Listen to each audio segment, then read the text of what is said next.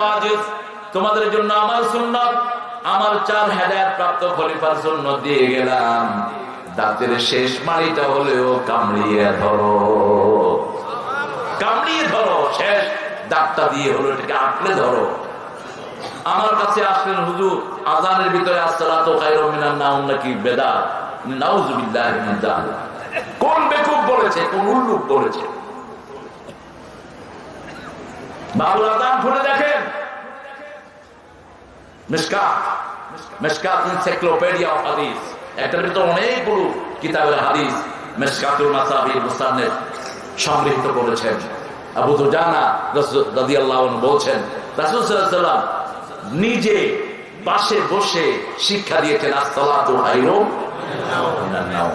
সালাত ভালো, নামাজ থেকে কি ভালো, ঘুম থেকে কি ভালো, সালাত ভালো, দুনিয়ার সব কিছু থেকে কি ভালো, সালাত ভালো। সফলতা আছে যেখানে নামাজ আছে, নামাজ নাই যেখানে সফলতা নাই সেখানে, জুয়া আছে যেখানে সফলতা নাই, ক্যাসিনো আছে যেখানে গজব আছে সেখানে।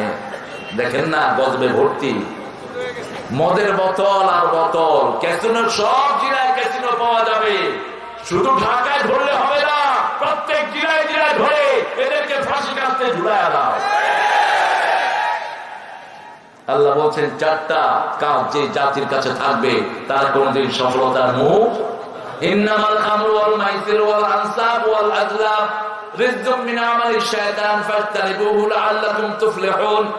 নিশ্চয়ই মদ, জুয়া, লটারি, কোন মরা মানুষের জন্য কোন স্তম্ভ স্থাপন করা, এগুলো শয়তানের ভিন্ন কাজ। এটার ধারে কাছেও যেও না। কার কথা? ফাজতানিবুহু, একই শব্দ আল্লাহ ব্যবহার করলেন কবিরা গুনার জন্য। ইন তাজতানিবু কাবায়রা মা তুনহাউনা আন নুকাফির আনকুম সাইয়্যাতিকুম ওয়া নুদখিলকুম মুদখালান কারীমা। সূরা নিসার ভিতরে আল্লাহ বলছেন তোমরা যদি কবিরা গুনাহগুলো ছেড়ে দাও, আল্লাহ নিজে তোমাদের সগীরা মাফ করে তোমাদেরকে জান্নাতে দিয়ে দিবে।